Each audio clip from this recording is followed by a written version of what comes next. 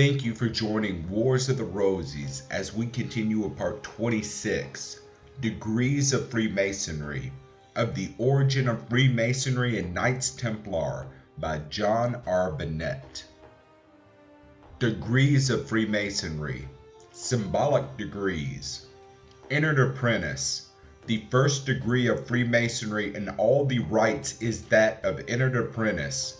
Like the lesser mysteries of the ancient initiates, it is a primary degree intended to prepare the candidate for the higher and fuller instructions of the succeeding degrees. It is therefore, although supplying no valuable historical information, replete in its lecture with instructions of the internal structure of the order and is typical of youth. Fellow craft. The second degree of Freemasonry in all the rites is that of the fellow craft. Like the degree of apprentice, it is only preparatory to the higher initiation of the master, and yet it differs essentially from it in its symbolism. For as the first degree was typical of youth, the second is supposed to represent the stage of manhood, and hence the acquisition of science is made its prominent characteristic, while the former is directed in all its symbols and allegorical ceremonies to the purification of the heart. The latter is intended by its lessons to cultivate the reasoning faculties and improve the intellectual powers. Master Mason. In all the rites of Masonry, no matter how variant may be their organization in the higher degrees, the Master Mason constitutes the third degree. Masonic historians have found much difficulty in settling the question as to the time of the invention and composition of the degree.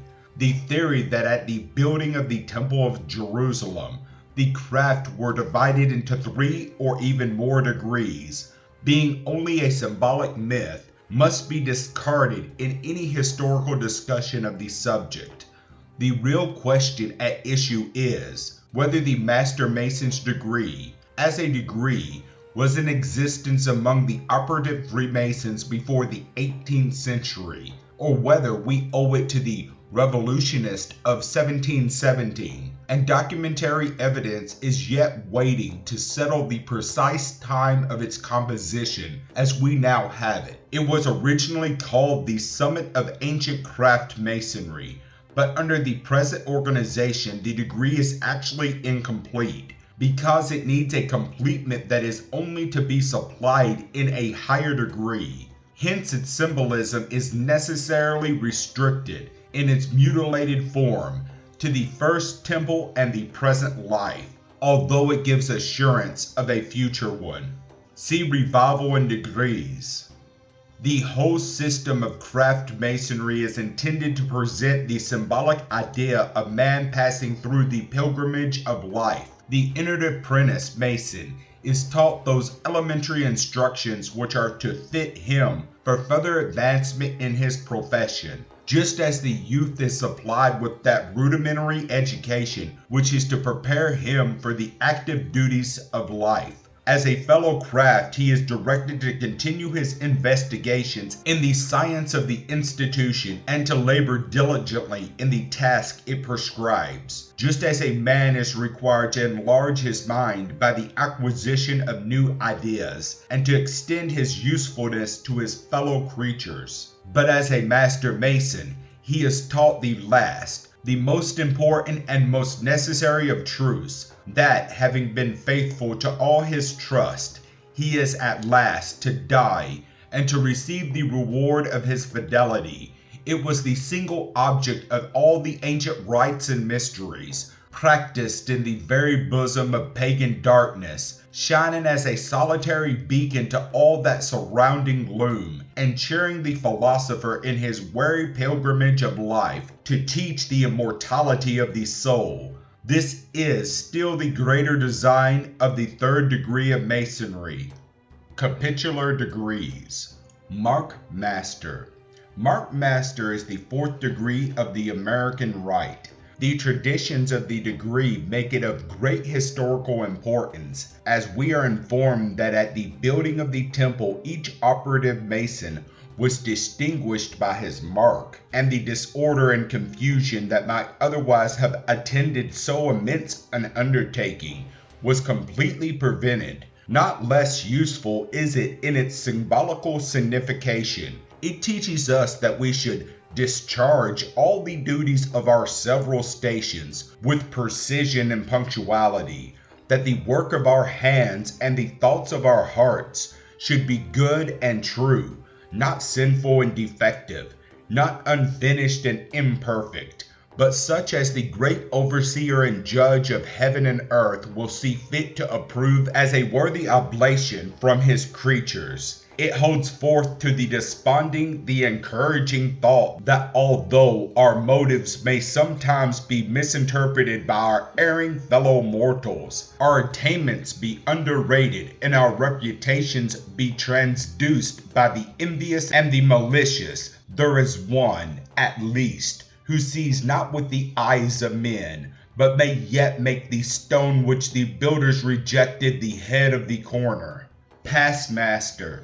The conferring of this degree, which has no historical connection with the rest of the degrees in a chapter, arises from the following circumstances. Originally, when the chapters of Royal Arch Masonry were under the government of lodges, in which the degree was there always conferred, it was part of the regulations that no one could receive the Royal Arch degree unless he had previously presided in the lodge as a master. When the chapters become independent, the regulation could not be abolished, for that would have been an innovation. The difficulty has therefore been obviated by making every candidate for the degree of Royal Arch a past master before his exaltation. Most excellent master. Most excellent master, the sixth degree in the American Rite. Its history refers to the dedication of the Temple of King Solomon, who is represented by the presiding officer under the title of Most Excellent. It is peculiarly American, being practiced in no other country. It was the invention of Webb, who organized the Capitular system of Masonry as it exists in this country, and established the system of lectures, which is the foundation of all the subsequent systems taught in America. Royal Arch. If we exempt the masters, there is no other degree in Masonry that has been so extensively diffused, or is as important in its historical and symbolical import as the Royal Arch, or as it has been called on account of its sublime significance, the Holy Royal Arch, the root, the heart and marrow of Masonry. The master's degree in its symbolic significance is imperfect and unfinished in its history, and, terminating abruptly in its symbolism, it leaves the mind still waiting for something that is necessary to its completeness. This deficiency is supplied by the Royal Arch degree. The Royal Arch degree did not exist as an independent and distinctive degree until about the year 1740, when the body which called itself the Grand Lodge of Ancient York Masons discovered the essential element of the Royal Arch from the master's degree and invested it with the form of a distinct degree. Previous to this, it was but a complementary part of the master's degree, to which it gave a necessary completion. In 1776, a similar degree, established by Dunkerley, was adopted by the Constitutional Grand Lodge, or the Moderns, and at the union of the two Grand Lodges in 1813, the Royal Arch was formally and officially recognized as a part of the York Rite or Ancient Craft Masonry. In America, as most of the lodges derived their warrants from the so-called Grand Lodge of Ancient York Masonry, the Royal Arch must have been introduced at the time of their constitution. The government of the degree was for a long time under the master's lodges, and many years elapsed before it was placed under the control of distinct bodies called grand chapters. In America, the first grand chapter was formed in the year 1798. The true symbolism of the Royal Arch system is founded on the discovery of the lost word. That word is, in Masonry, the symbol of truth. This truth, which Masonry makes the great object of its investigations, is not the mere truth of science or the truth of history, but it is the more important truth, which is synonymous with the knowledge of the nature of God, that truth which is embraced in the sacred omnific name, including in its eternal signification his eternal present, past, and future existence, and to which he himself alluded when he declared to Moses, I appeared unto Abraham, unto Isaac, and unto Jacob by the name of God Almighty, but the name Jehovah was I not known unto them. The discovery of the truth is, then, the essential symbolism of the Royal Arch degree. Captivity. The historical connection between the building and dedication of the first temple, as found in the Master's and Most Excellent degrees, its destruction, and that subsequent part which symbolizes the building of the second, there is an interval in the ceremonials of the Royal Arch degree. This interval represents the time passed in the captivity of the Jews at Babylon. In 626 BC, the empire and the city of Babylon was conquered by Nebuchadnezzar, a trusted Assyrian general of King Sarsacus of Assyria. He was born of a nomadic race, and his home was in the Caucasian mountains. He turned traitor after becoming viceroy of Babylon, and joined forces with Sennacherib, king of Media, and overthrew the Assyrians. The empire was broken up, and each of the confederates took his allotted portion. Assyrian proper fell to the Medes, and Nebuchadnezzar received the kingdom of Babylon, to which were annexed Susiana on the east, and the valley of the Euphrates and the whole Syrian on the west. In the year 610 BC, Pharaoh Necho of Egypt invaded Syria and captures Jerusalem, and makes Jehoiakim king of Judea. Nebuchadnezzar, alarmed by the loss of Syria, determines to recover what Necho has taken from him, after the army was raised and equipped. However, the aged king found himself unable to conduct the expedition, and so the command was given to his son, Nebuchadnezzar. The prince pushed boldly into Upper Syria, where the Egyptians had established themselves in full force to hold the country, and completely routed them. Every vestige of Egyptian resistance melted away.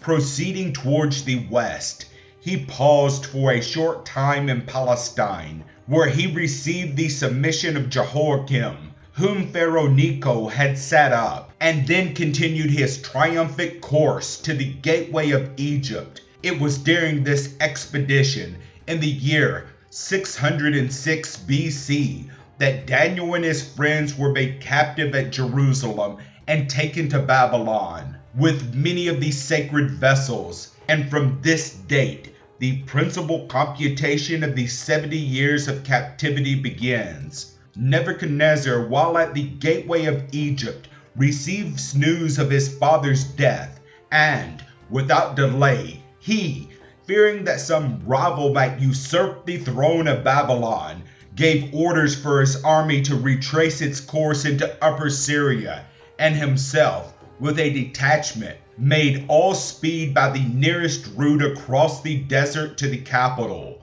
Upon his arrival, he was given a triumphant reception, and was peacefully established on the throne of the empire. His ascension in 604 BC marks the era of Babylonian greatness, before whose victorious armies many nations fell. At times, intersections would break forth. Among the first and most important was the revolt of Tyre, the chief city of the Phoenicians. About the same time, Jehoiakim, king of Judea, doubtless recalling to mind that he owed his own sovereignty to Pharaoh Necho, the rival king of Babylon, and believing that the Egyptians would come to his aid, revolted and took up arms. It was to punish these Phoenician and Jewish rebels that Nebuchadnezzar undertook the first great campaign after his ascension. He invested Tyre,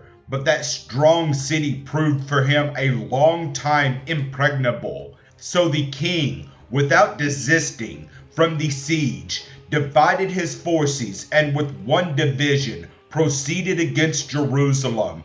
To the last moment, Jehoiakim was left to his fate. He made his submission to Nebuchadnezzar, who deliberately put him to death, and he was buried with the burial of an ass, drawn and cast forth beyond the gates of Jerusalem. For the time being, the Babylonian king conferred the crown of Judea upon Jehoiakim, son of the recent ruler, but he soon fell under suspicion of treachery, was disposed and taken captive to Babylon, thus making way for Zedekiah, who was put upon the Jewish throne. For some reason, the Jewish people had come to prefer the Egyptian to Babylonian masters. Perhaps they hoped ultimately to throw off all mastery and become independent, as in the days of David.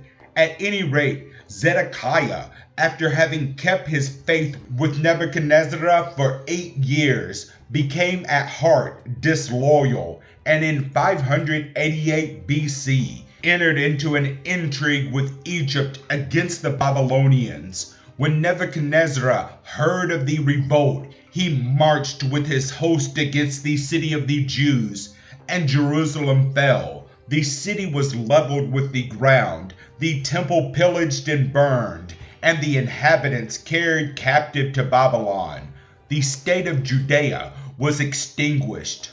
Gedaliah was appointed by Nebuchadnezzar to rule over the ruins of Palestine, among which Jeremiah sat weeping. That captivity lasted for 52 years and is commemorated in the Royal Arch Degree. It was a part of the 70 years captivity of the Jews, which was foretold by the prophet Jeremiah, the beginning of which, however, as has been mentioned, commenced 18 years before. Among the prisoners of distinction was the high priest and the priest that was next to him, with the 3 rulers that guarded the temple, the eunuch who was over the armed men, 7 friends of Zedekiah, his scribe, and 2 other rulers. Zedekiah the king attempted to escape previous to the termination of the siege, but was pursued, captured, and carried to the headquarters of Nebuchadnezzar, who was then at Riblah, where, having first been compelled to behold the slaughter of his children, his eyes were put out, and he was conducted in chains to Babylon. Captive Jews led into Babylonia. On the arrival of the captives at Babylon, they did not appear to have been subjected to the extreme rigors of slavery. They were distributed into the various parts of the empire, some remaining in the city, while others were sent into the provinces. They were permitted to retain their personal property and even to purchase lands and erect houses. Their civil and religious government was not utterly destroyed, for they kept up a regular succession of kings and high priests. Some of the principal captives were advanced to officers of dignity and power in the royal palace and were permitted to share in the councils of state. Jehoiakim, who was the first king of Judea carried captive to Babylon, was succeeded by his son Shealtiel, and he by his son Zerubbabel, who was the head of the captivity or nominal prince of Judea at the close of the captivity. Jehozadak was the high priest carried by Nebuchadnezzar to Babylon, where he died during the captivity, and was succeeded by his eldest son, Joshua. Babylon the Great, as the prophet Daniel calls it, was situated 475 miles in a nearly eastern direction from Jerusalem. It stood in the midst of a large and fertile plain on each side of the river Euphrates, which run through it from north to south, the original foundation of which was Babel. Babel was the name of the lofty tower which the descendants of Noah began to build, among whom Nimrod was a leader, about 120 years after the flood, so called because God there confounded the language of those who were employed in the undertaking. Genesis 10:10 and Genesis 11:9. Their object in building the city and tower was to concentrate the population and the dominion at that spot. And as this was contrary to the divine purpose of replenishing the earth with inhabitants, and betrayed an ungodly and perhaps idolatrous disposition, God frustrated their designs by miraculously giving to different portions of the people different languages or different modes of pronunciation, and divergent dialects of the original language of man, thus causing them to disperse over the globe. Acts 2:1-11. The tower was apparently left incomplete, but the foundation of the city was probably laid, and a portion, no doubt, of the builders continued to dwell there. Babylon. The place became afterwards the celebrated city of Babylon. It had been supposed that the Tower of Babel was afterwards finished and called the Tower of Belus within the city of Babylon. Herodotus visited this tower and described it as a square pyramid measuring half a mile in circumference at the base. From this rose 8 towers, one above another, gradually decreasing to the summit, which was reached by a broad road winding up around the outside. This tower was used for astronomical purposes, but was chiefly devoted to the worship of Baal, whose temple contained immense treasures, including several statues of massive gold, one of which was 40 feet in height. Here were deposited the sacred golden vessels brought from Jerusalem. Babylon reached the summit of her greatness and splendor under Nebuchadnezzar, the son and successor of Nebuchadnezzar. The city was surrounded with walls which were 87 feet thick, 350 feet in height, and 60 miles in compass. These were all built of large bricks cemented together with bitumen. Exterior to the walls was a wide and deep trench, lined with the same material. 25 gates on each side of solid brass gave admission to the city. From each of these gates proceeded a wide street, 15 miles in length, and the whole was separated by means of smaller divisions and contained 676 squares, each of which was 2 miles and a quarter in circumference. 250 towers placed upon the walls afforded the means of additional strength and protection. Within this immense circuit were to be found palaces and temples and other edifices of utmost magnificence, which have caused the wealth, the luxury, and the splendor of Babylon to become a favorite theme of the historians of antiquity. It is scarcely too much to say that but for Nebuchadnezzar, the Babylonians would have had no place in history. At any rate, their actual place is owing almost entirely to this prince, who, to the military talents of an able general, added a grandeur of artistic conception and a skill in construction, which placed him on a par with the greatest builders of antiquity.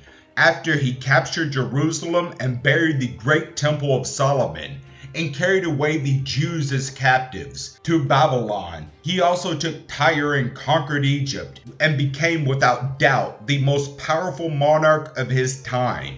He promoted the Hebrew prophet Daniel to the second place in the kingdom. He died in 562 BC and was succeeded by his son, Evil Marduk, who reigned only 2 years. For an account of Nebuchadnezzar's character, his marvelous experience, his loss of reason, and his restoration, the reader is referred to the book of Daniel.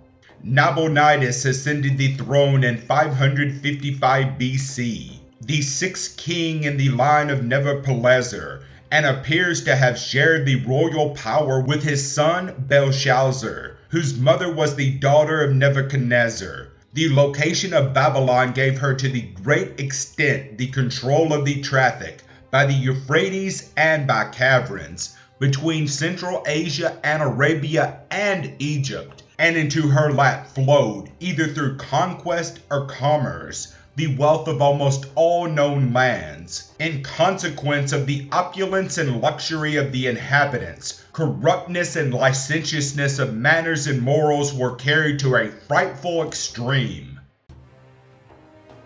Termination of the captivity. In the year 538 BC, Cyrus, king of Persia, a great conqueror who had reduced nearly all Asia, crossed the Euphrates and laid siege to Babylon, which he took after 2 years by diverting the course of the river Euphrates from its channel by digging a canal which ran west of the city, and carried off the superfluous water of the Euphrates into Lake Nitocris, which by this means was rendered so shallow that his soldiers were able to penetrate along its bed into the city.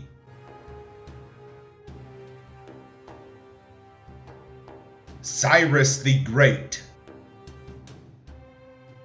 He made his successful assault on a night when the whole city, relying on the strength of the walls, had given themselves up to the riot and debauchery of a grand feast, and the king and his nobles were reveling at a splendid entertainment. Prince Belshazzar and his nobles were slain at their banquet, and at the dawn found the victorious Persians in complete possession of the city. Nabonidus, the Babylonian king, was at Borsippa with part of his army, where he surrendered to Cyrus under honorable terms, Cyrus bestowing on the dethroned king the governorship of the province Carmania.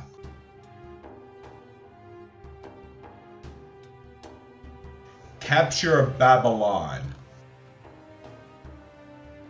Cyrus constitutes his uncle, Darius the Median, king of Babylon, who reigned 2 years till the time of his death. During his reign, Daniel was cast into the lion's den.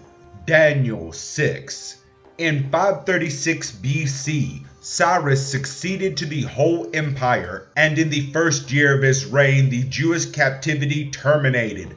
Cyrus, from his conversations with Daniel and other Jewish captives of learning and piety, as well as from the perusal of their sacred books, more especially the prophets of Isaiah, had become imbued with a knowledge of true religion, and made a public announcement to his subjects of his belief in the God which the nations of the Israelites worshipped. He was consequently impressed with an earnest desire to fulfill the prophetic declarations of which he was the subject and to rebuild the Temple of Jerusalem. Cyrus therefore issued a decree by which the Jews were permitted to return to Jerusalem.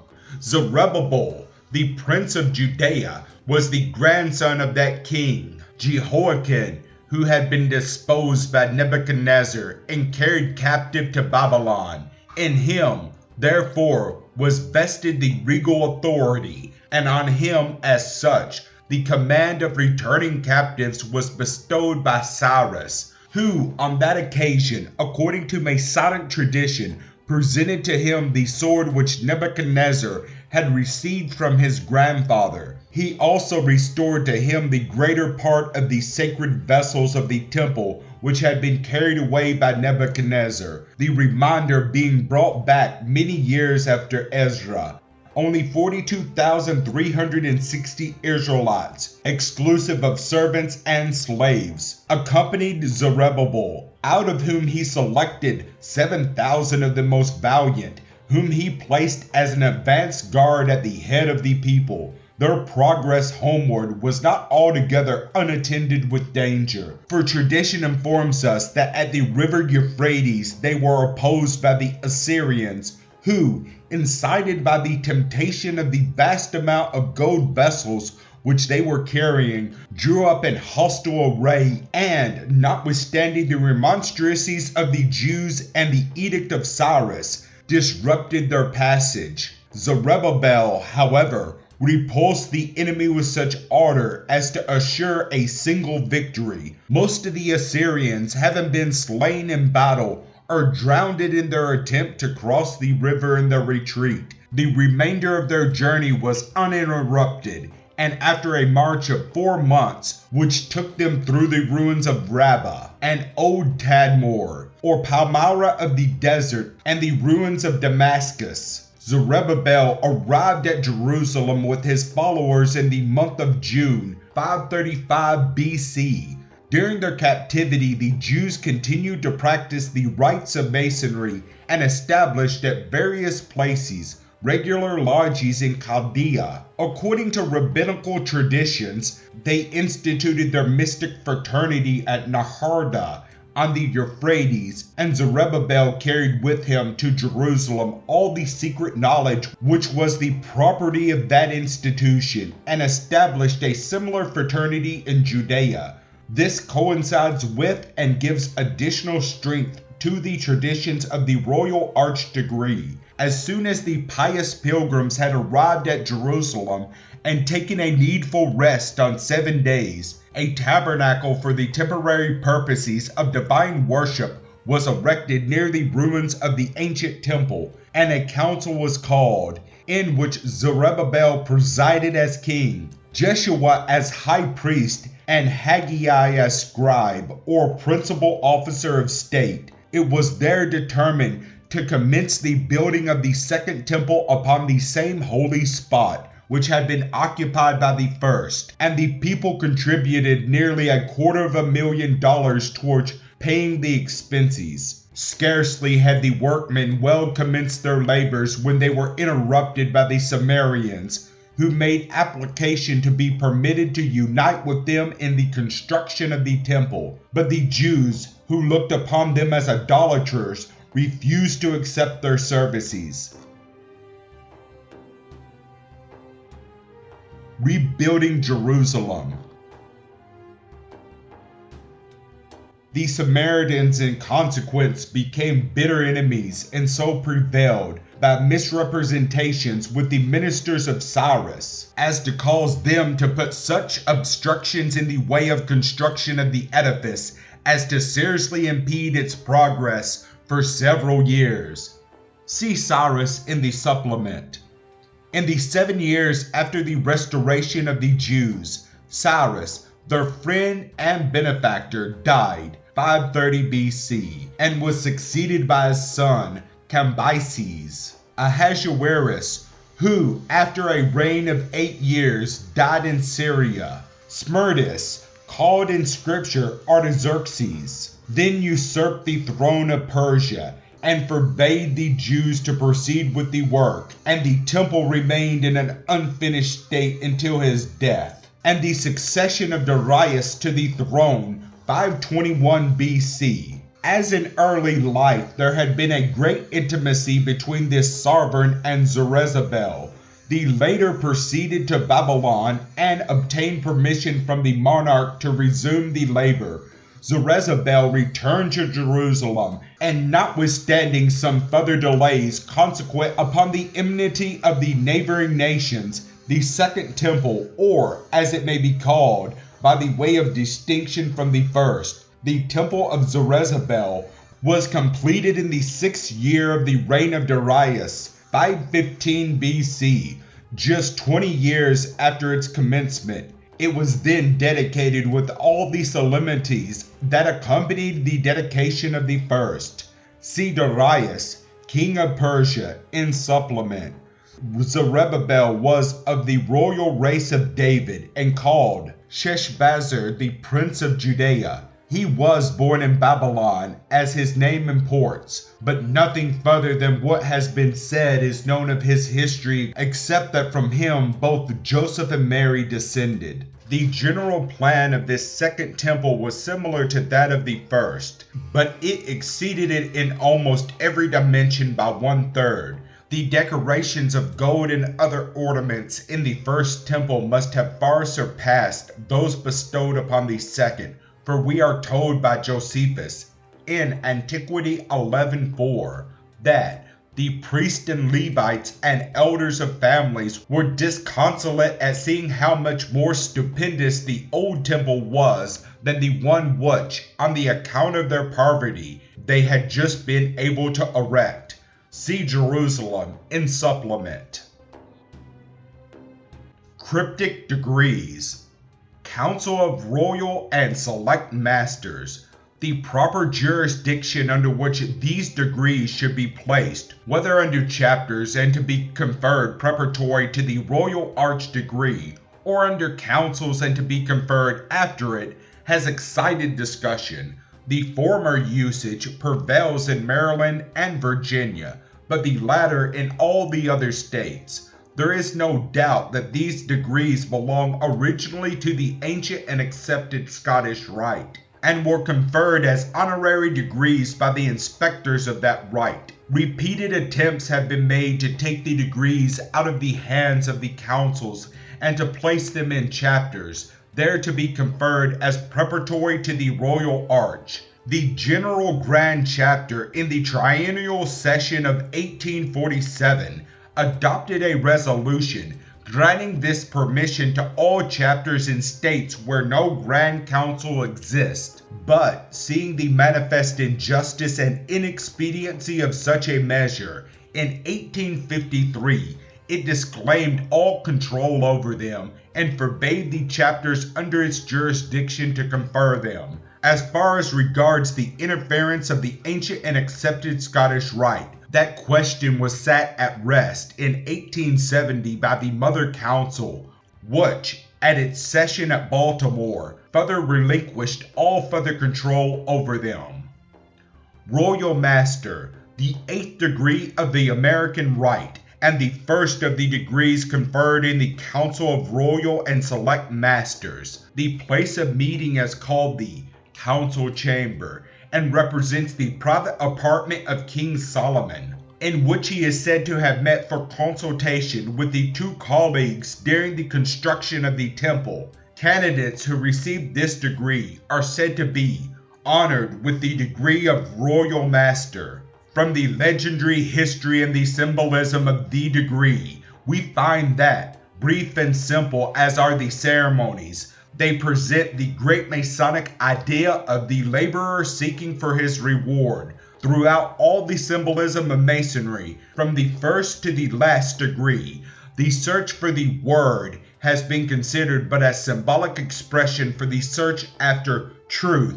The attainment of this truth has always been acknowledged to be the great object and design of all Masonic labor. Divine truth, the knowledge of God, concealed in the old Kabalistic doctrine under the symbol of his ineffable name, and typified in the Masonic system under the mystical expression of the true word, is the reward proposed to every Mason who has faithfully wrought his task. It is, in short, the master's wages.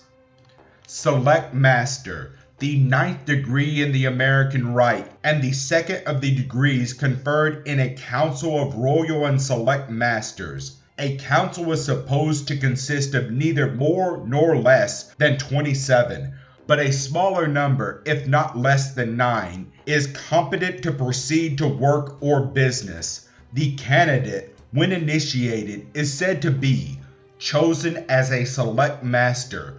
The historical object of the degree is to commemorate the deposit of an important secret or treasure which, after the preliminary preparation, is said to have been made by Hiram Abiff. The place of meeting represents a secret vault beneath the temple. Super Excellent Master, a degree which was originally an honorary or side degree conferred by the Inspectors General of the ancient and accepted Scottish Rite at Charleston. It has since been introduced into some of the royal and select councils of the United States, and there conferred as an additional degree. The degree is simply an enlargement of that part of the ceremonies of the Royal Arch, which refer to the temple destruction. It has nothing to do with the ideas inculcated in Cryptic Masonry. Whence the degree originally sprang, it is impossible to tell. As to the symbolic design of the degree, it is very evident that its legend and ceremonies are intended to inculcate that important Masonic virtue, fidelity to vows. Thank you for watching, and please don't forget to share, like, subscribe, and comment. And if you can, please consider donating to Wars of the Rosies. Links to PayPal and Patreon are in the description. Thank you so very much.